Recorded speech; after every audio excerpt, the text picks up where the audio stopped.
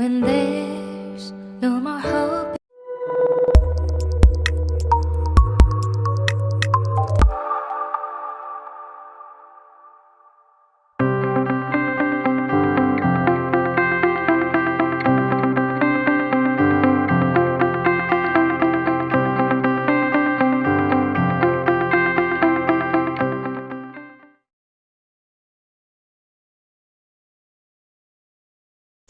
Good morning all of U.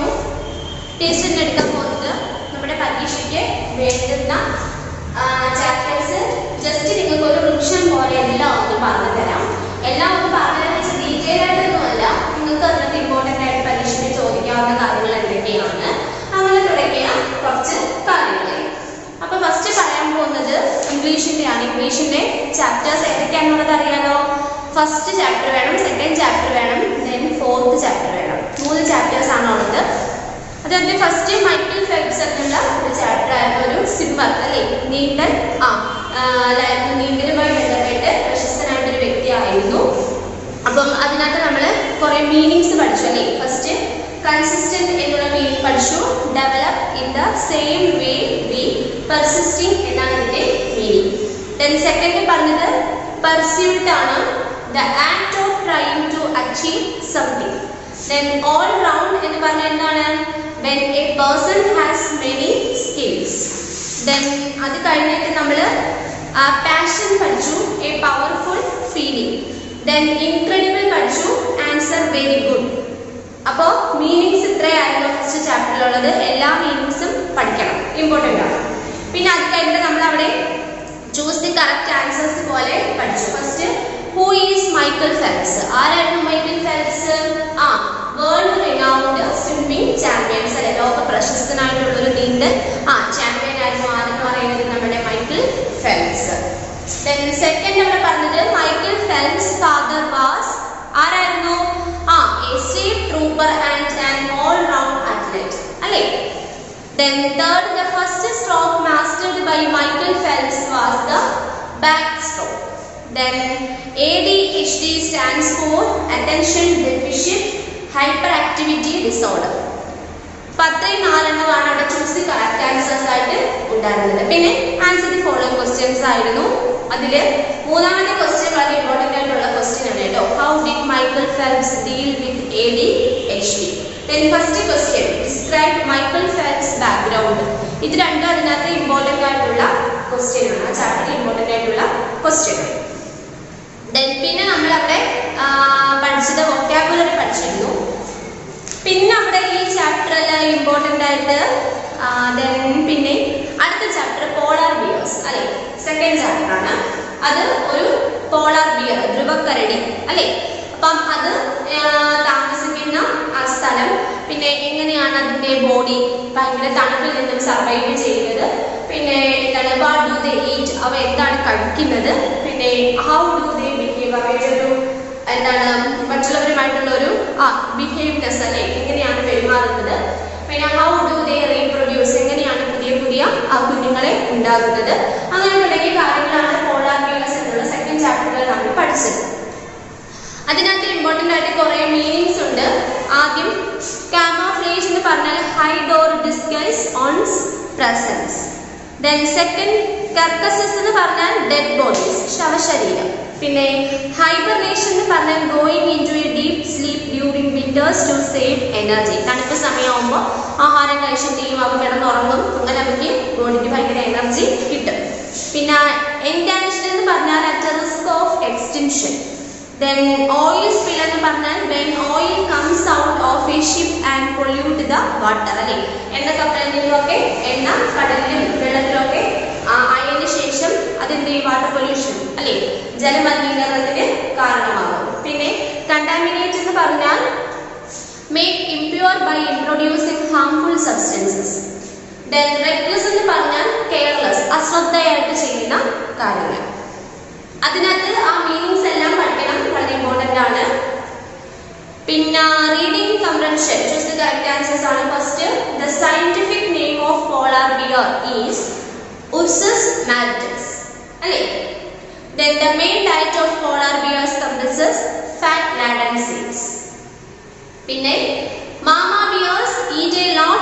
pregnancy, so has to build up their fat reserves for the winter. പിന്നെ അതിനകത്ത് actually following questions ആണ് അതിൽ important ആയിട്ടുള്ളത്. What is the general behaviour of polar bears important ആണ്. Then how do polar bears reproduce, ആ രണ്ട് ക്വസ്റ്റ്യനും ആ ചാപ്റ്ററിൽ ഇമ്പോർട്ടൻ്റ് ആയിട്ടുള്ള ക്വസ്റ്റ്യൻ ആണ്. ദെൻ പിന്നെ നമ്മൾ ആ ചാപ്റ്ററിനകത്ത് അവിടെ വൊക്കാബുലറി പഠിച്ചിരുന്നു അല്ലേ, എന്താണ് കോൾഡ് റീജിയനുമായിട്ട് റിലേറ്റ് ചെയ്ത് കുറേ നെയിംസ് ജസ്റ്റ് നിങ്ങളൊന്ന് നോക്കി വെക്കുക. ദെൻ ഇനി നമുക്ക് ഇംഗ്ലീഷിനകത്ത് പഠിക്കാനുള്ള ചാപ്റ്റർ എന്ന് വെച്ചാൽ ചാപ്റ്റർ 4 വാൾട്ട് ഡിസ്നി ആയിരുന്നു, കാർട്ടൂണിസ്റ്റ് അല്ലെ. നമ്മളിപ്പോൾ കാണുന്ന ആ ഡിസ്നി ചാനലും അതിനകത്തുള്ള എന്താണ് ഒരുപാട് നല്ല നല്ല കാർട്ടൂണിന്റെ ഒക്കെ പിന്നിൽ ഉള്ള വ്യക്തിയാണ് ആര്, വാൾട്ട് ഡിസ്നി. അപ്പോൾ അദ്ദേഹം മറ്റ് സബ്ജക്റ്റുമായിട്ട് അദ്ദേഹത്തിന് വലിയൊരു താല്പര്യം അല്ലെ ഒന്നും ഉണ്ടായിരുന്നില്ല. അദ്ദേഹത്തിന് അനിമൽസിന്റെ ചിത്രങ്ങൾ വരയ്ക്കുന്നതിനോടും അങ്ങനെയുള്ള രീതിയിലൊക്കെയാണ് അദ്ദേഹത്തിന് കൂടുതൽ താല്പര്യം. അങ്ങനെ കുറെ എഫോർട്ട് എടുത്തിട്ടാണ് അദ്ദേഹം ലോകപ്രശസ്തനായിട്ട് ഒരു കാർട്ടൂണിസ്റ്റ് ആയിട്ട് മാറിയത്. അദ്ദേഹത്തിന്റെ പേരിൽ ഒരുപാട് പാർക്കും അമ്യൂസ്മെന്റ് പാർക്കും ഒക്കെ ഉണ്ടെന്ന് നമ്മൾ പഠിച്ചു. അപ്പൊ അതിനകത്ത് ഇമ്പോർട്ടൻ്റ് ആയിട്ട് മീനിങ്സ് ഉണ്ട്. ഫസ്റ്റ് ഡൂഡിൽസ് ആണ്, സ്ക്രിബിൾ, ആബ്സെന്റ് മൈൻഡ്. നമ്മളൊരു കാര്യം പറയുമ്പോൾ അതിൽ ശ്രദ്ധ കൊടുക്കാതെ ആബ്സെന്റ് മൈൻഡ് ആയിട്ട് ഇരിക്കുന്നത്. ദെൻ ഡാബിൾ എന്ന് പറഞ്ഞാൽ ട്രൈ സംതിങ്, നമ്മൾ എന്തെങ്കിലും ഒരു കാര്യം നല്ല രീതിയിൽ പരിശ്രമിക്കുക അത്. ദെൻ അടുത്തത് animation, a technique in film making which gives movement to drawings and puppets on a screen. Then അടുത്തത് പയനിയർ ഉണ്ട്, be the first to explore, use or apply. Then അടുത്തതെന്ന് പറഞ്ഞാൽ റെസിസ്റ്റന്റ് ആണ്, give a new name to someone or something, നമ്മൾ പുതിയതായിട്ടൊരു പേര് കൊടുക്കുന്നത്. പിന്നുള്ളത് legend, a person who is greatly admired because of their abilities. സ്വന്തം കഴിവുകൾ കൊണ്ട് പ്രശസ്തനായിട്ട് മാറുന്നതിനാണ് legend എന്ന് പറയുന്നത്. അപ്പൊ അതിനകത്തെ മീനിങ്സ് എല്ലാം വളരെ ഇമ്പോർട്ടൻ്റ് ആണ്, പഠിക്കണം. പിന്നെ അവിടെയും ചൂസ് ദി കറക്റ്റ് ആൻസേഴ്സ് ഉണ്ട് അല്ലേ. Walt was not much interested in school has he was, എന്താണ് answer? First drawing doodles and sketches of animals. Second what could not join the army because, എന്താണ്? He was steam and so was underaged. Then after his brother's death Roy fulfilled his brother's dream and then എന്താണ് answer? Open the Walt Disney World in Florida. Then അതിനകത്ത് important ആയിട്ട് അടുത്ത 3 question ആണ്. What things interested Walt Disney in his childhood and teen years. Then what is the contribution of Walt Disney to film industry? Then third question, how were the Disney park conceptualized? 3 question അവിടെ important ആണ്. Okay, ഈ teacher ഇപ്പോൾ class നിങ്ങൾക്ക് പറഞ്ഞു തന്ന meanings, choose correct answers, fill up അല്ല answer the following questions. ഇത്രയും നിന്ന് മാർക്ക് നിങ്ങൾക്ക് എക്സാമിന് ക്വസ്റ്റ്യൻ ഉണ്ടാവും. ഓക്കെ, അപ്പൊ ഇംഗ്ലീഷ് കഴിഞ്ഞതിന് ശേഷം ടീച്ചർ പറയാൻ പോകുന്നത് സയൻസ് ആണ്. സയൻസിനകത്ത് നമ്മൾ ആദ്യം ഫസ്റ്റ് ചാപ്റ്റർ വേസ്റ്റ് മാനേജ്മെന്റ് ആയിരുന്നു പഠിച്ചത് അല്ലേ. വേസ്റ്റ് മാനേജ്മെന്റ് എന്ന് പറയുമ്പോൾ നമുക്ക് എങ്ങനെയാണ് വേസ്റ്റിന്റെ ഒരു എമൗണ്ട് ഡിക്രീസ് ചെയ്യിക്കുന്നത്, പിന്നെ അതിനെ റീയൂസും റെഡ്യൂസും ചെയ്യുന്നതൊക്കെ എങ്ങനെയാണ് തുടങ്ങിയ കാര്യങ്ങളൊക്കെയാണ് നമ്മൾ ആ ചാപ്റ്ററിൽ പഠിച്ചത്. ഫസ്റ്റ് നമ്മൾ ഡൊമസ്റ്റിക് വേസ്റ്റ് പഠിച്ചു, ഗാർഹിക മാലിന്യങ്ങൾ, നമ്മുടെ വീടുകളിൽ നിന്നും പുറന്തള്ളപ്പെടുന്ന മാലിന്യങ്ങൾ, അതാണ് നമ്മൾ ആദ്യം അവിടെ പഠിച്ചത്. പിന്നെ അത് കഴിഞ്ഞിട്ട് അതിന് നമുക്ക് ഡൊമസ്റ്റിക് വേസ്റ്റ് നമുക്ക് രണ്ടായിട്ട് തരംതിരിക്കാമെന്ന് പറഞ്ഞു, ബയോഡീഗ്രേഡബിൾ ആൻഡ് നോൺ ബയോഡീഗ്രേഡബിൾ. അതിനായിട്ട് തന്നെ പിന്നെ നമ്മൾ അവിടെ ഇമ്പോർട്ടൻ്റ് ആയിട്ട് പഠിച്ചത് ഇ വേസ്റ്റ് അല്ലേ. വാട്ട് ഈസ് ഇ വേസ്റ്റ് എന്നുള്ള കാര്യം? E waste or electronic waste consist of all waste that is generated due to electronic items like computer parts, wires, electrical equipment, batteries, electronic or electric toys, remote, cell phones, watches, etc. Okay, നമുക്ക് electronic related ആയിട്ട് വയറും അങ്ങനെയുള്ള current വെച്ച് പ്രവർത്തിക്കുന്ന കാര്യങ്ങൾ, electronic devices, അപ്പൊ അതിൽ നിന്നൊക്കെ നമുക്ക് പുറത്തോട്ട് നമ്മൾ കളയുന്ന വേസ്റ്റ് ആണ് ഈ വേസ്റ്റ് എന്ന് പറയുന്നത്. ദെൻ പിന്നെ അത് കഴിഞ്ഞിട്ട് നമുക്ക് അവിടെ ഇമ്പോർട്ടൻ്റ് ആയിട്ട് പഠിച്ച കാര്യം എന്ന് വെച്ചാൽ യൂസസ് ഓഫ് കമ്പോസ്റ്റും അത് വളരെ ഇമ്പോർട്ടൻ്റ് ആണ്. First It is very rich in nutrition. അല്ലെ, വളരെയധികം പോഷകങ്ങൾ ഉള്ളതാണ് എന്ത് കമ്പോസ്റ്റ് വളം. Then it is used as manure in gardens, agriculture and horticulture. നമുക്ക് കൃഷിക്കും ഗാർഡൻ ഒക്കെ നടക്കുമ്പോഴും അപ്പം അങ്ങനെയുള്ള രീതിയിലൊക്കെ നമുക്ക് എന്താണ് ഇത് വളമായിട്ട് ഉപയോഗിക്കാം. പിന്നെ it is very good for the environment as it is a soil conditioner and a natural pesticide for soil. അല്ലെ, പ്രകൃതിദത്തമായിട്ടുള്ള കീടനാശിനി ആയതുകൊണ്ട് പരിസ്ഥിതിക്ക് ഒരു തരത്തിലുമുള്ള ദോഷം ഉണ്ടാവത്തില്ല. പിന്നെ വേ ടു റെഡ്യൂസ് ഗാർബേജ്, എങ്ങനെയാണ് നമ്മൾക്ക് ഗാർബേജ് കുറയ്ക്കാം എന്നുള്ള കാര്യങ്ങൾ നമ്മളവിടെ പഠിച്ചു. പിന്നെ ആ പാഠത്തിൽ നമ്മളവിടെ പഠിച്ചത് എന്താണെന്ന് വെച്ചാൽ സ്റ്റേറ്റ് ട്രൂ ഓർ ഫാൾസ് പഠിച്ചിട്ടുണ്ടായിരുന്നു അല്ലേ. First, the amount of garbage we produce is reducing day by day. Answer എന്തായിരുന്നു? False. Second, animal waste should be collected separately. ആണല്ലേ, നമ്മൾ അനിമൽ വേസ്റ്റും പ്ലാന്റ് വേസ്റ്റും ഒക്കെ സെപ്പറേറ്റ് ആയിട്ടാണ് എന്ത് ചെയ്യുന്നത് കളക്ട് ചെയ്യുന്നത്. അപ്പോൾ answer true. Then compost is rich in nutrition. ശരിയാണല്ലേ, answer true. Then the amount of waste generated in rural areas is mostly organic in nature. Answer true. Then അത് കഴിഞ്ഞിട്ട് ഫില്ലപ്പ് പഠിച്ചു. പിന്നെ മാച്ച് ദി ഫോളോയിങ് ക്വസ്റ്റ്യൻസ് പഠിച്ചു. Match the following ക്വസ്റ്റ്യൻസിനകത്ത് plastic അവിടെ ഏതാണ് answer? Non biodegradable ആണല്ലേ. Second, compost എന്ന് പറയുമ്പോൾ answer used as manure. Then biodegradable എന്ന് പറയുമ്പോൾ ഫ്രൂട്ട് പീൽ. Then landfill എന്ന് പറയുമ്പോൾ filled up garbage. Then dry waste എന്ന് പറയുന്നത് പേപ്പർ. പിന്നെ അതിനകത്ത് ആൻസർ ദി ഫോളോയിങ് ക്വസ്റ്റ്യൻസിനകത്ത് ഇമ്പോർട്ടൻ്റ് ആയിട്ടുള്ള ക്വസ്റ്റ്യൻസ് എന്ന് വെച്ചാൽ first name 2 kinds of waste generated by mankind. Important ആയിട്ടുള്ള ക്വസ്റ്റ്യൻ ആണ്. Then അടുത്തത് list 2 ways to reduce garbage. നാലാമത്തെ ക്വസ്റ്റ്യൻ ഇമ്പോർട്ടൻ്റ് ആണ്. Then last list 2 non biodegradable waste. ഇത് ഇത്രയാണ് ഇവിടെ ഇമ്പോർട്ടൻ്റ് ആയിട്ടുള്ള ക്വസ്റ്റ്യൻസ് എന്ന് പറയുന്നത്. ഓക്കെ, നെക്സ്റ്റ് അടുത്തത് ഏത് ചാപ്റ്റർ ആയിരുന്നു നമ്മൾ പഠിച്ചത്? മൂന്നാമത്തെ ചാപ്റ്റർ പഠിച്ചു അല്ലേ, എയർ, വെതർ ആൻഡ് വാട്ടർ. അതിനകത്ത് നമ്മൾ ഇമ്പോർട്ടൻ്റ് ആയിട്ട് പഠിച്ചത് ഫസ്റ്റ് ഓക്സിജൻ അല്ലേ, needed for oxygen, needed for nitrogen, needed for carbon dioxide ഒക്കെ നമ്മൾ പഠിച്ചു. പിന്നെ ക്വസ്റ്റ്യൻ ആൻസേഴ്സിൽ വെച്ച് നോക്കുമ്പോൾ നിങ്ങൾ ആദ്യം എടുക്കുമ്പോൾ അവിടെ ഡിഫൈൻ ദി ഫോളോയിങ് അല്ലെ, എയർ, വിൻഡ്, വെതർ, ക്ലൈമറ്റ്, ഇതൊക്കെ ഇമ്പോർട്ടൻ്റ് ആയിട്ടുള്ള കാര്യങ്ങൾ തന്നെയാണ്. പിന്നെ ആൻസർ ദി ഫോളോയിങ് ക്വസ്റ്റ്യൻസ് ആണ് important. First question, why is air important for living organisms എന്നുള്ള ക്വസ്റ്റ്യൻ വളരെ ഇമ്പോർട്ടൻ്റ് ആണ്. ദെൻ സെക്കൻഡ് ഇല്ല, പിന്നെ അവിടെ ഇമ്പോർട്ടൻ്റ് ആയിട്ടുള്ളത് seventh question, explain the process of chlorination important ആണ്. ദെൻ എയ്ത്ത് ക്വസ്റ്റ്യൻ, പിന്നെ അവിടെ last question, eighth question, write briefly on rain water harvesting. ഇത് ഇത്രയും അവിടെ 3 ക്വസ്റ്റ്യൻ ഇമ്പോർട്ടൻ്റ് ആണ് കേട്ടോ. പിന്നെ അവിടെ ഫില്ലപ്പ് നോക്കിക്കേ, air becomes lighter when it is dashed by the sun. Answer എന്തായിരുന്നു? ഹീറ്റ്. ദെൻ അടുത്തത് അവിടെ ഇമ്പോർട്ടൻ്റ് ആയിട്ടുള്ളതാണ് dash is the reverse of evaporation. എന്താണ്? കണ്ടൻസേഷൻ. ദെൻ അടുത്തത് dash is the chemical treatment of water. എന്താണ്? ക്ലോറിനേഷൻ. ഓക്കെ, ദെൻ അടുത്തത് ഇനി സയൻസിനകത്ത് ഫോഴ്സ്, വർക്ക് ആൻഡ് എനർജി എന്നുള്ള 5th ചാപ്റ്റർ ആണ്. അത് വളരെ ഇമ്പോർട്ടൻ്റ് ആയിട്ടുള്ള ഒരു ചാപ്റ്ററാണ്. പരീക്ഷയ്ക്ക് ഒരുപാട് ക്വസ്റ്റ്യൻസ് അതിൽ നിന്ന് ഉണ്ടായിരിക്കും. അതിനകത്ത് നമ്മൾ പഠിച്ചത് കുറേ ആക്ടിവിറ്റീസ് ഒരു ബോക്സിൽ ഇപ്പോഴത്തെ പേജ് നോക്കുമ്പോൾ 226 activities, cycling, walking, cutting wood, pushing a bus തുടങ്ങിയ കുറേ വർക്കിംഗ് പഠിച്ചിട്ടുണ്ട്. അതിനകത്തുള്ള ഫോഴ്സ് എന്താണ്, വർക്ക് ഡൺ എന്താണ്, എനർജി എന്താണെന്നുള്ളത് പഠിച്ചു. അത് പരീക്ഷയ്ക്ക് നിങ്ങൾക്ക് ചോദിക്കും, ഇമ്പോർട്ടൻ്റ് ആയിട്ടുള്ള ക്വസ്റ്റ്യൻ ആണ്. അതുപോലെ ടേബിൾ തരും, എന്നിട്ട് അതിനകത്ത് ഫില്ല് ചെയ്യാനായിട്ട് ചിലപ്പോൾ ക്വസ്റ്റ്യൻ ഉണ്ടായിരിക്കും. അപ്പം അത് നിങ്ങൾ പഠിക്കണം, ഇമ്പോർട്ടൻ്റ് ആണ്.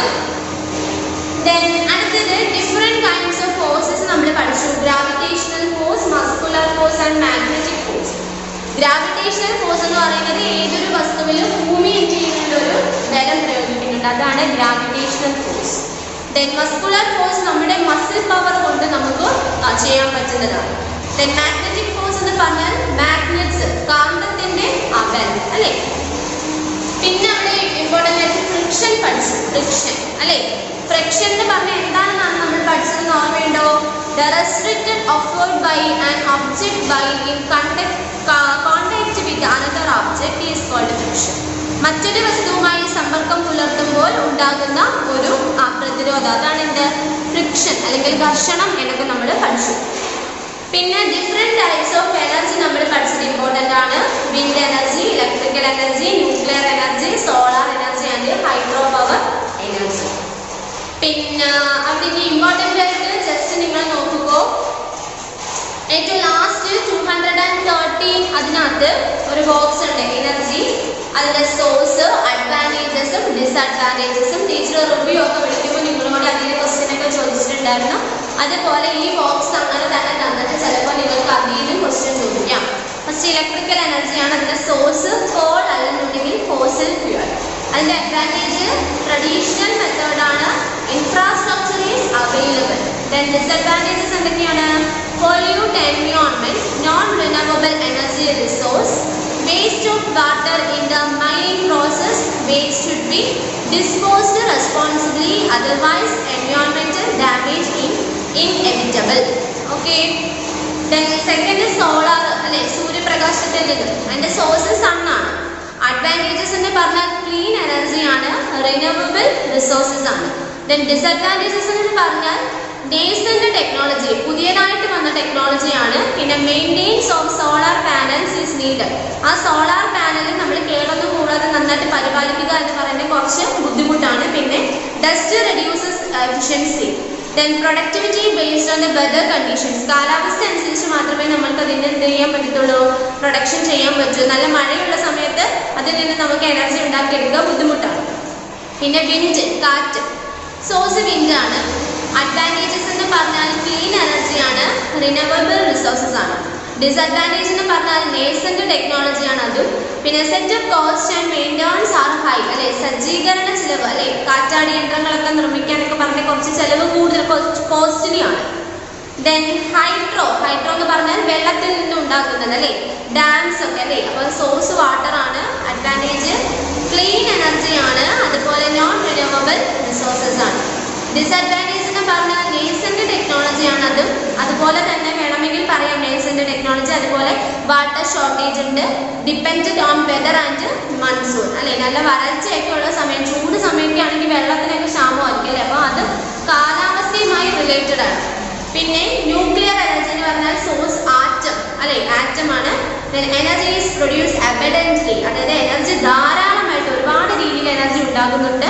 അതിന് ഡിസഡ്വാൻറ്റേജ് എന്ന് പറഞ്ഞാൽ pollute environment, then nuclear waste is very hazardous to the human race, മനുഷ്യർക്ക് ഒരുപാട് അപകടകരമായിട്ടുള്ളതാണിത്. അതുപോലെ ന്യൂക്ലിയർ റേഡിയേഷൻ ഹസാർഡ്, അല്ല അതിൽ നിന്നുണ്ടാകുന്ന റേഡിയേഷനും വളരെയധികം നമുക്ക് ഒരുപാട് അസുഖങ്ങളൊക്കെ ഇനിയും ഉണ്ടായേക്കാം. ദെൻ ഇനി അതിനകത്ത് എക്സസൈസ് ഫില്ലപ്പ് നോക്കിക്കേ.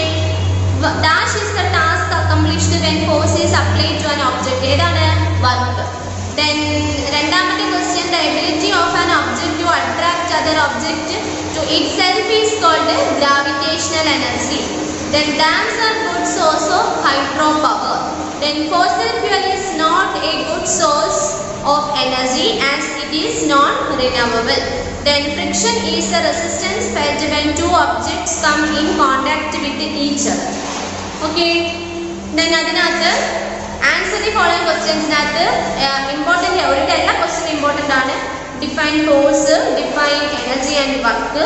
Then what are the sources of electrical energy, name two renewable forms of energy, write down two disadvantages of all energy, what is gravitational force, then what is magnetic force, define nuclear force, what is hydro power, then what are the disadvantages of nuclear energy. ആദ്യത്തെ 10 ക്വസ്റ്റ്യനും പരീക്ഷയ്ക്ക് വളരെ importance ഉള്ള questions ആണ്. Question അതിൽ ചിലപ്പോൾ ചോദിക്കേണ്ടത്, ചിലപ്പോൾ എല്ലാം ചോദിക്കാൻ, ചിലപ്പോൾ നിങ്ങളുടെ ലക്ക്, ചിലപ്പോൾ പകുതി ചോദിക്കും. ഓക്കെ, അപ്പോൾ അതെല്ലാം പഠിക്കണം. അപ്പം നമുക്ക് സയൻസ് ഈ 3 ചാപ്റ്റേഴ്സേ ഉള്ളൂ നമ്മളുടെ പരീക്ഷയ്ക്ക്. ഇനി അടുത്തത് ടീച്ചർ പറയാൻ പോകുന്നത് GK ആണ്. GK നോക്കിയേ.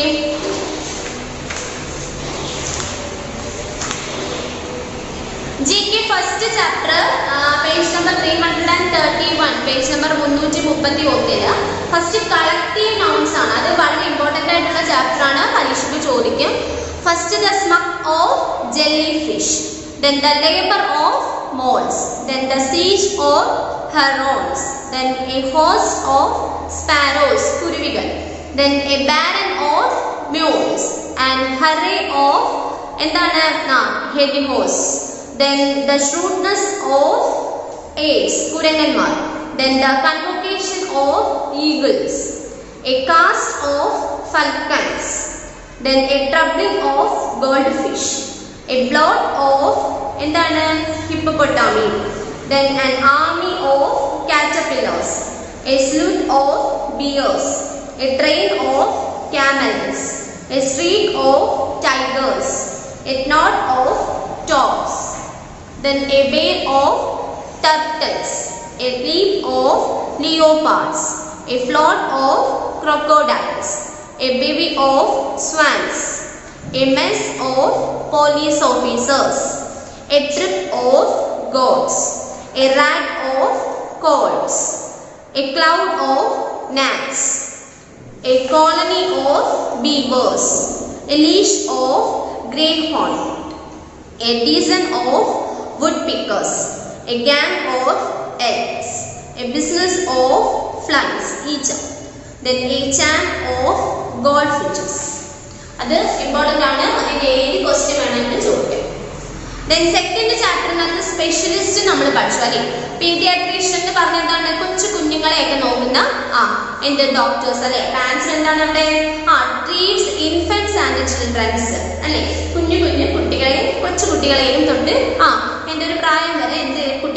doctors pediatrician. Second, neurologist neurologist answer treats disorders of the brain and spinal cord. Spinal cord related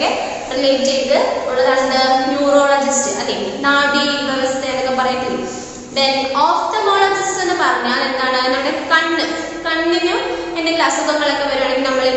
ophthalmologist answer treats disorders of the eye. Then fourth, dentist pallu answer treats diseases of teeth and gums.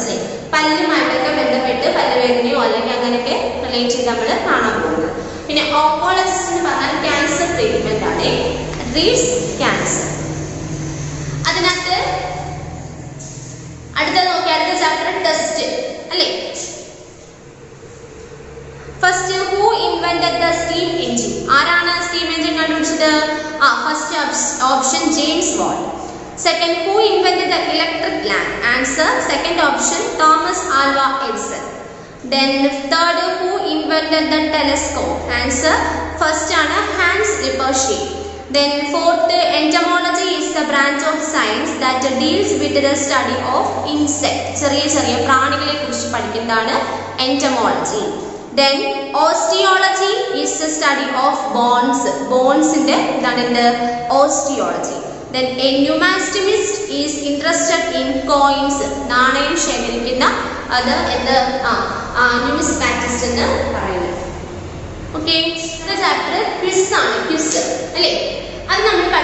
Page number 337. Okay, first, what was the venue for first Winter Youth Olympics in 2012? Answer Austria.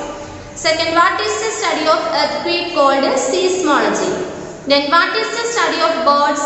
Ornithology. Then which is the largest city in the world? Answer Tokyo. Then which is the world's largest amphibian? Chinese giant salamander. Then how many players are there in a basketball team? Answer 12. Then who was the first Prime Minister of India? Answer Jawaharlal Nehru. Then which planet is the hottest in our solar system? Answer Venus. Then Rafael Nadal plays which sport? Answer tennis. Then when is the Earth Day celebrated? Answer April 22. Then what is the national bird of New Zealand? Answer kiwi. Then water is a mixture of which two gases? Answer oxygen and hydrogen.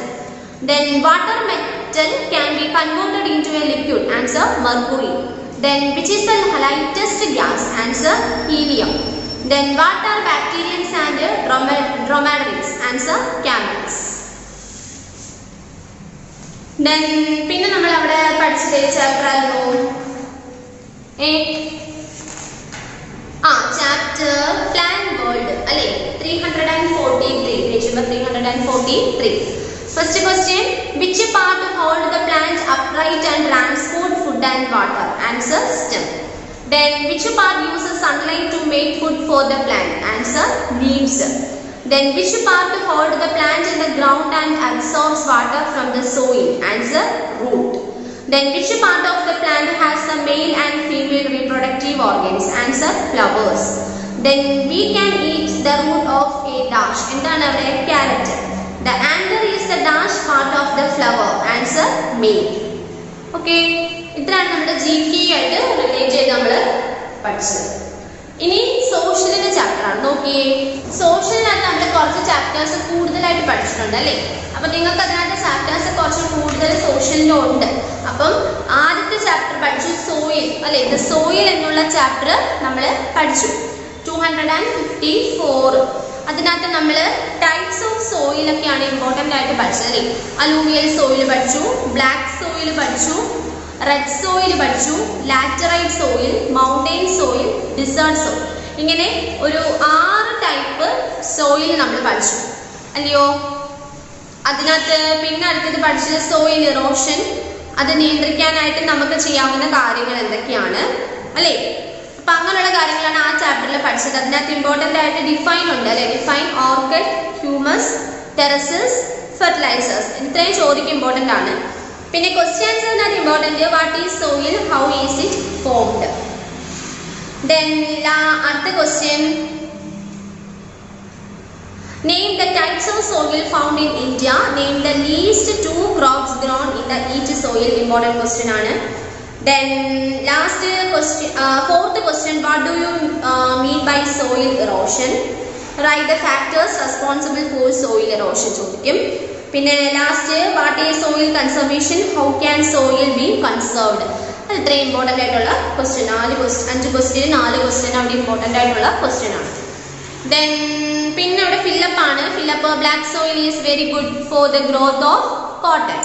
Then formation of soil is a dash process, slow process. Then very fine particles of soil is called clay. Then alluvial soil is the most fertile soil. Then mountain soil is suitable for orchid crops. Then after choose the correct answers on the true or false on choose the correct answers. If the soil particles are a little coarse, it is called slit. Then the most fertile soil is mountain soil. Then black soil is black in color. Then we find a desert soil in Rajasthan. Okay. Then ഇനി നമുക്ക് നമ്മൾ പഠിച്ച chapter ആയിരുന്നു chapter 3 അല്ലേ? Water wealth അല്ലേ? നമ്മൾ sources of water പഠിച്ചു. Sources of water, pond, lake, river, sea and oceans are the sources of water. Then അത് കഴിഞ്ഞിട്ട് നമ്മൾ അവിടെ പഠിച്ചതിനകത്ത് ഇമ്പോർട്ടൻ്റ് ആയിട്ടുള്ളതെന്ന് വെച്ചാൽ എന്തൊക്കെയാണ്, നമുക്ക് ഏതൊക്കെ രീതിയിലാണ് വെള്ളം കിട്ടുന്നത്. ഫസ്റ്റ് നമ്മൾ വെൽ ആൻഡ് ട്യൂബ് വെല്ല് പറഞ്ഞല്ലേ, കിണറും കുഴൽ കിണറും അല്ലേ? പിന്നെ കനാൽ പറഞ്ഞു അല്ലേ, കനാലിലൂടെ കിട്ടും. പിന്നെ വാട്ടർ ടാങ്ക് വലിയ ടാങ്കുകളിലൊക്കെ നമ്മൾ വെള്ളം ശേഖരിച്ച് വെക്കുന്ന കാര്യമൊക്കെ പഠിച്ചു. പിന്നെ നമ്മൾ പഠിച്ചത് മൾട്ടി പർപ്പസ് പ്രോജക്ട്സ് ആണല്ലേ. അതിൽ നമ്മൾ ഡാമിന്റെ കാര്യം പഠിച്ചു. ഡാം എന്ന് പറയുമ്പോൾ ഡാംസ് കൊണ്ട് ഒരുപാട് നമുക്ക് എന്താണ് യൂസസ് ഉണ്ടെന്ന് പറഞ്ഞല്ലോ. Various uses of dams are: dams supply water to canals which are useful for irrigation അല്ലെ, കൃഷി ആവശ്യങ്ങൾക്കൊക്കെ വേണ്ടിയിട്ട് ഡാമിൽ നിന്നും കനാലിലോട്ട് വെള്ളം കൊണ്ടുവിടും. then they help in the development of fishing farming അല്ലെ, അതായത് മീനിനാണെങ്കിലും കൃഷികൾക്കൊക്കെ ആണെങ്കിലും ഒരുപാട് ഉപയോഗിക്കുന്നുണ്ട്. then dam help in the production of electricity, current ഉൽപാദനം കൂട്ടുന്നുണ്ട്. then dam help in controlling floods, വെള്ളപ്പൊക്കം ഒരു പരിധി വരെ നിയന്ത്രിക്കും. പിന്നെ നമ്മൾ കുറേ ഡാം പ്രോജക്റ്റും അത് ഏത് റിവറിലാണെന്നുള്ളതും അത് ഏത് സ്റ്റേറ്റിലാണെന്നുള്ളതും പഠിച്ചത് ഇമ്പോർട്ടൻ്റ് ആണ്. First the Farakka barrage, river the Ganga, state West Bengal. Then Bhakra Nangal dam, river Sutlej, state Haryana, Punjab. Then Nagarjuna Sagar dam, river the Krishna river, Andhra Pradesh. Then the Damodar valley project, river the Damodar, then state Jharkhand. Then last the Hirakud Dam, river the Mahanadi, state Odisha. Okay. Then പിന്നെ നമ്മളുടെ റിമെമ്പറിങ്ങിനകത്ത് എല്ലാം പഠിക്കുന്നത് നിങ്ങൾ important ആയിട്ട് പഠിക്കണം കേട്ടോ. അവിടെ തന്നെ ഹൈഡ്രോ ഇലക്ട്രിസിറ്റി എന്താണെന്നുണ്ട്. Electricity production or power generation by using water energy is called hydro electricity. Then ഇവിടെ തന്നെ remember the Bhakra Nangal dam is the biggest dam in India. അതൊക്കെ പഠിക്കണം. Exercise define multipurpose project hydro electricity irrigation കൂടി important ആണ്. പിന്നെ ഇവിടുത്തെ ക്വസ്റ്റ്യനകത്ത് important ആയിട്ടുള്ളത് എന്താണെന്ന് വെച്ചാൽ write the different sources of water വളരെ ഇമ്പോർട്ടൻ്റ് ആണ്. Then we cannot use sea water for drinking. Why? അത് ഇമ്പോർട്ടൻ്റ് ആണ്. Then what are multi-purpose projects? അത് ഇമ്പോർട്ടൻ്റ് ആണ്. Then which is the biggest dam in India? Name some other major dams in India. അത് വളരെ important ആയിട്ടുള്ള question ആണ്. പിന്നെ fill up ഉണ്ട്, ട്രൂ ഓർ ഫാൾസ് ഉണ്ട്, ചൂസ് ദ കറക്റ്റ് ആൻസേഴ്സും ഉണ്ട്. അതെല്ലാം പഠിക്കണം.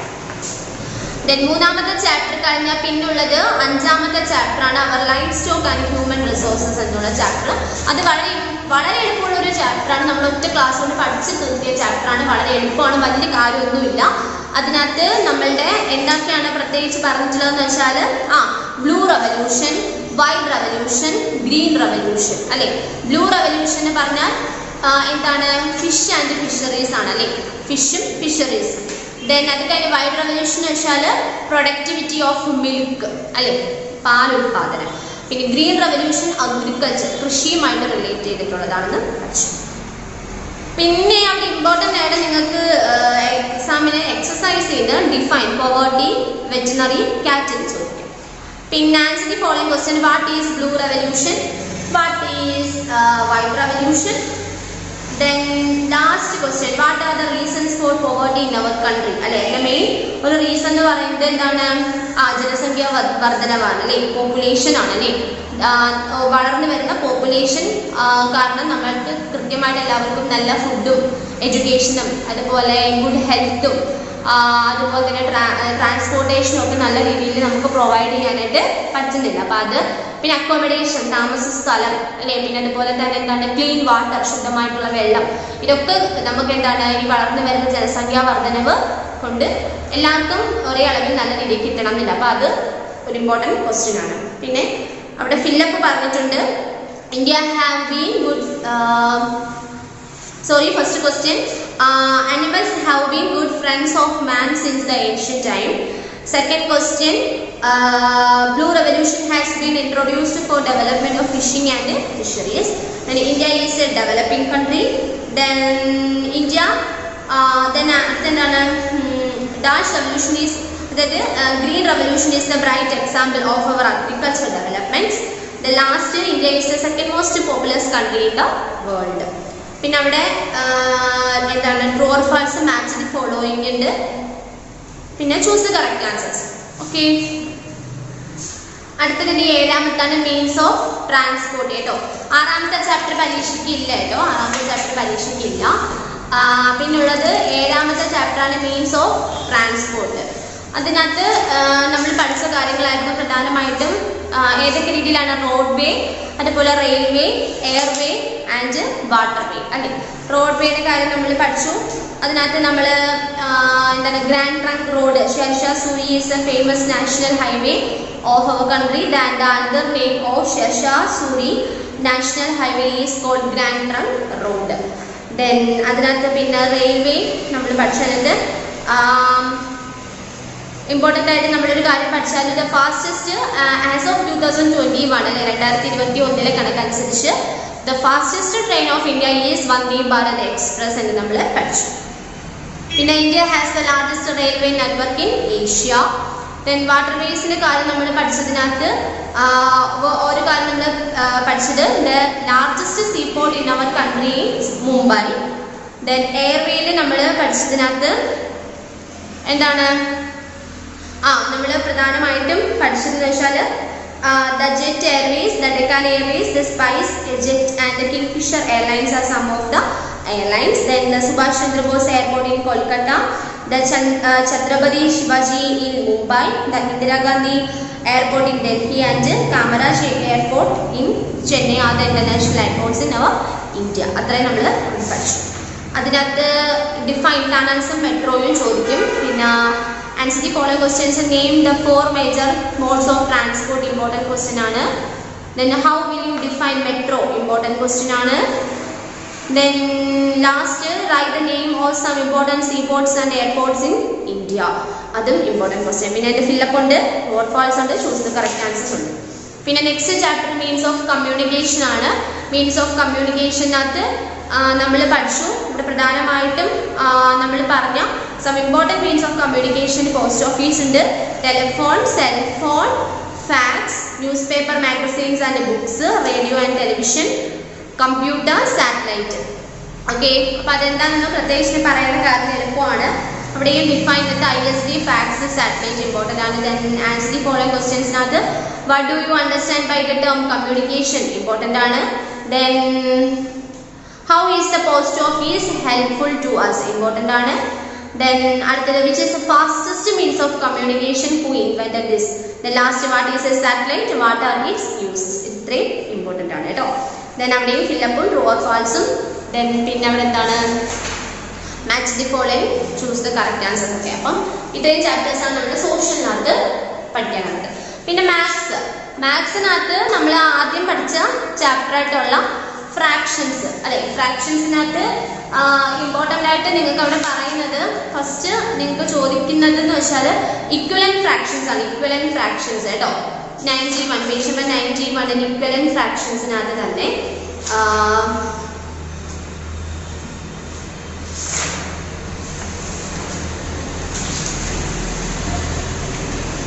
അതിനകത്ത് checking for equivalence page number 94 കണ്ടോ. അത് നിങ്ങൾക്ക് ടീച്ചർ ഒരുപാട് പ്രോബ്ലംസ് ചെയ്ത് തന്നതാണ്. അപ്പം നിങ്ങൾക്ക് ഇനിയും കൂടുതൽ അത് ചെയ്ത് തരണം എന്നില്ലായിരിക്കും, നിങ്ങൾക്ക് അറിയാമായിരിക്കും ഓൾറെഡി.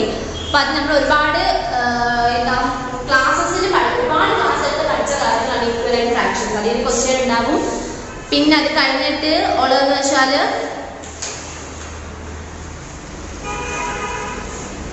പിന്നെ ഇമ്പോർട്ടൻ്റ് ആയിട്ടുള്ളത് ലൈക്ക് ആൻഡ് അൺലൈക്ക് ഫ്രാക്ഷൻസ് കണ്ടുപിടിക്കാൻ കാണും കേട്ടോ. ലൈക്ക് ആൻഡ് അൺലൈക്ക് ഫ്രാക്ഷൻസ് കാണും. പിന്നെ അത് കഴിഞ്ഞിട്ട് അതുമായിട്ട് റിലേറ്റ് ചെയ്തിട്ട് നിങ്ങൾക്കുള്ളതായിരിക്കും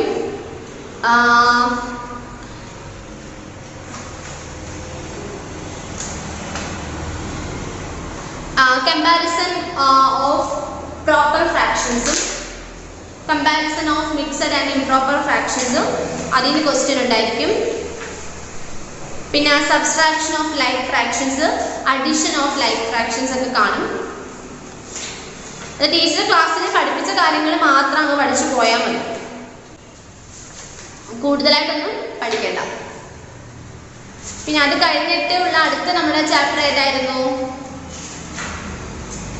ജിയോമെട്രിക് അല്ലെ. ജിയോമെട്രിക്കകത്ത് നിങ്ങൾക്ക് ആംഗിൾ വരയ്ക്കാനൊക്കെ അറിയാവുന്ന കാര്യമല്ലേ? കാണിച്ചു തരണോ? ഇനി ജസ്റ്റ് ഒന്നോ രണ്ടോ ഒന്ന് കാണിച്ചു തരാൻ പരീക്ഷയ്ക്ക് ചോദിക്കും, മാർക്ക് സ്കോർ ചെയ്യാൻ പറ്റുന്ന കാര്യമാണ്. നോക്കൂ. അപ്പൊ ടീച്ചർ ജസ്റ്റ് നിങ്ങൾക്ക് അറിയാവുന്ന കാര്യം ഒന്ന് കാണിക്കാനേ ഉള്ളൂ. അപ്പൊ 40 ഡിഗ്രി കോണർ വെച്ചിട്ടൊരു പൊട്ടാക്ടർ വെച്ച് 40 ഡിഗ്രി കോണളവിൽ നമ്മൾ എന്ത് ചെയ്യണം, വരയ്ക്കാൻ പോകണം. അപ്പൊ ആദ്യം നമ്മൾ പൊട്ടാക്ടർ നേരെ വെക്കുക. എന്നിട്ട് നിങ്ങൾ സ്കെയിൽ കൊണ്ട് വരച്ചാലും കുഴപ്പമില്ല. എന്നിട്ട് നമ്മൾ ഈ പോയിന്റ് നിങ്ങളുടെ പൊട്ടാക്ടറിനകത്താണെങ്കിൽ നടുക്കൊരു ചെറിയ വര പോലെ ഉണ്ടാവും. അവിടുന്ന് ഇങ്ങോട്ടേക്ക് സ്ട്രെയിറ്റ് ആയിട്ട് എന്ത് ചെയ്യാം, ആ ഒരു ലൈൻ വരയ്ക്കുക. എന്നിട്ട് ഈ പോയിന്റ് കറക്റ്റ് ഇതിന്റെ എൻഡ് പോർഷനിൽ കൊണ്ടുവന്ന് വെച്ചതിന് ശേഷം ഇവിടോട്ടാണ് നമ്മുടെ ഈ ലൈൻ സെഗ്മെന്റ് പോയേക്കുന്നത്. അതുകൊണ്ട് ഇവിടുത്തെ 0 നിന്നും മെഷർ ചെയ്യുക. 40 ഡിഗ്രിയാണ്. അപ്പം 0, 10, 20, 30, 40 ഇവിടെ എന്ത് ചെയ്യുക, ഇങ്ങനെ ഒരു വര എടുക്കുക.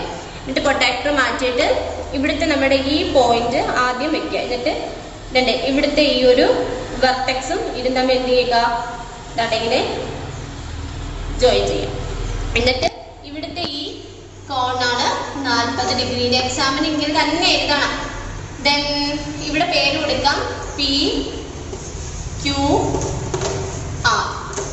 ഇങ്ങനെ പേര് കൊടുക്കുക. എന്നിട്ട് നിങ്ങൾ എഴുതണം കോൺ PQR ഈക്വൽ ടു 40 ഡിഗ്രി എന്ന് എഴുതണം. പരീക്ഷയ്ക്ക് ഇത് എഴുതി തന്നെ വെക്കണം, അല്ലെങ്കിൽ ഞാൻ മാർക്ക് കുറയ്ക്കും. കണ്ടോ? ഒരെണ്ണം കൂടെ ചെയ്ത് കാണിക്കാം, നോക്കിക്കേ. അടുത്തത് സെക്കൻഡ് 65 ഡിഗ്രി, 65 ഡിഗ്രി. അപ്പൊ ആരെങ്കിലും സ്കെയിൽ കൊണ്ട് വരയ്ക്കണമെങ്കിൽ അങ്ങനെ വരച്ചോ, കുഴപ്പമൊന്നുമില്ല. ആദ്യം സ്കെയിൽ എടുത്ത് വെച്ചിട്ട് എന്ത് ചെയ്യുക, ഒരു ലൈൻ എന്ത് ചെയ്യുക, വരയ്ക്കാം. വളഞ്ഞു പുളഞ്ഞൊന്നും വരയ്ക്കാൻ നേരെ വരയ്ക്കണം. എന്നിട്ട് ദാണ്ടെ ഇവിടുത്തെ ഈ പോയിന്റിൽ വെച്ചതിന് ശേഷം ഇവിടുത്തെ 0 0 10 20 13 14 15 16 നമ്മളോട് പറഞ്ഞിരിക്കുന്നത് 65 ആണ്. അപ്പോൾ 60 കഴിഞ്ഞിട്ട് 5 എണ്ണം കൂടെ നോക്കണം. അപ്പം 1 2 3 4 ദാണ്ടെ 5 ദാണ്ടെ ഈ നടുക്കുള്ള ഈ ഒരു വലിയ വര. അപ്പം അവിടെ നമ്മൾ എന്ത് ചെയ്യുക, ജസ്റ്റ് ഒരു വര വരയ്ക്കാം. എന്നിട്ട് പ്രൊട്ടാക്ടർ വെച്ച് ഇതും ഇവിടുത്തെ ഈ പോയിന്റും കൂടെ നേരെ പിടിക്കാം.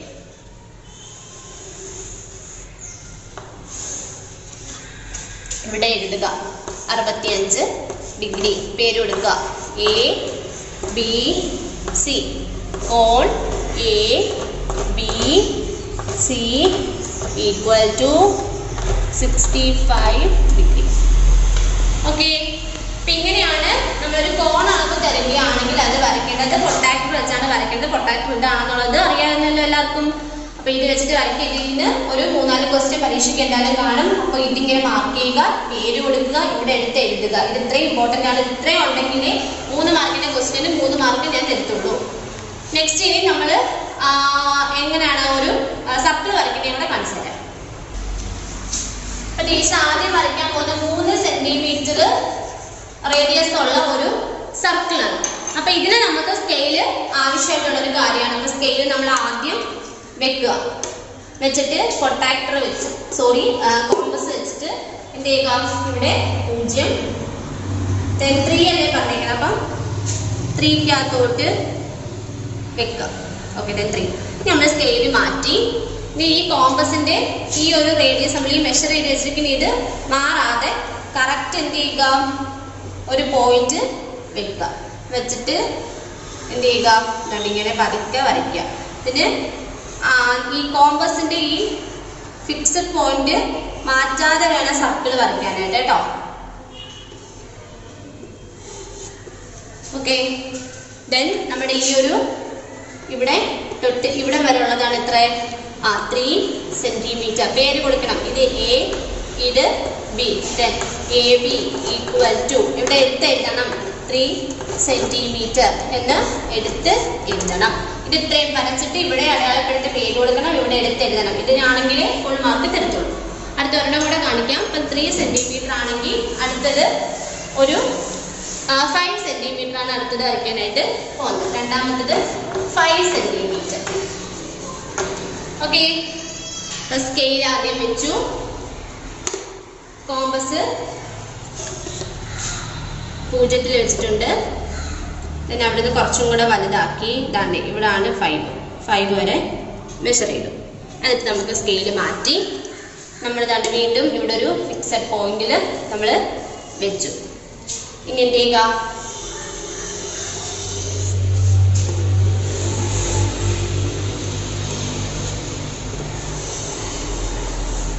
ഓക്കെ, ദെൻ ഇവിടുത്തെ ഈ പോയിന്റ് തൊട്ട് ഇവിടെ വരെ ഉള്ളത് 5 സെന്റിമീറ്റർ റേഡിയസ്. പേര് കൊടുക്കാം ഒ പി, എന്ത് വേണമെങ്കിലും കൊടുക്കാം. O P equal to 5 centimetre. കണ്ടോ, ഇത്രയും കാണണം നിങ്ങളുടെ പേപ്പറിനകത്ത്. പെൻസിൽ കൊണ്ട് നീറ്റായിട്ട് വേണം വരയ്ക്കാൻ, പേര കൊണ്ടൊന്നും വരച്ച് ചെയ്യരുത്. ഓക്കെ ഓക്കെ, അപ്പം ഈ ജിയോമെട്രിയിൽ നമുക്ക് ഇമ്പോർട്ടൻ്റ് ആയിട്ട് ഉള്ളത് ഈ 2 പിക്ചർ വരയ്ക്കുന്ന കാര്യമാണ്. പിന്നെ ടീച്ചർ പഠിപ്പിച്ച എന്താണ് ഡയമീറ്റർ കണ്ടുപിടിക്കാനുള്ളത് ഇമ്പോർട്ടൻ്റ് ആണ് കേട്ടോ. ഡയമീറ്റർ കണ്ടുപിടിക്കാനും അതുപോലെ റേഡിയസ് കണ്ടുപിടിക്കാനും നമ്മൾ ഇക്വേഷൻ വെച്ച് പഠിച്ചതാണ്. ഡയമീറ്റർ കണ്ടുപിടിക്കാൻ 2 ഇൻറ്റു റേഡിയസും, റേഡിയസ് കണ്ടുപിടിക്കാൻ 1/2 ഹാഫ് ഇൻറ്റു ഡയമീറ്ററും ആണ്. അതിൻ്റെ ഒരു പ്രോബ്ലം ചെയ്തത് ഫസ്റ്റ് ചെയ്യാൻ പോകുന്നത് നമുക്ക് എന്താണ് റേഡിയസ് കണ്ടുപിടിക്കാനുള്ളതാണ് കേട്ടോ. റേഡിയസ് ഇപ്പം ഇവിടെ പറഞ്ഞിരിക്കുന്നത് 32 ആണ്. എനിക്ക് ഇഷ്ടമുള്ളത് നോക്കാം. 32 സെന്റിമീറ്റർ ആണ്.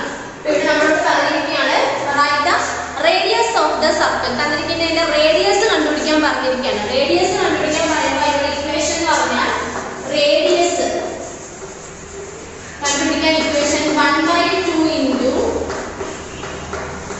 ഡയമീറ്റർ ആണ്.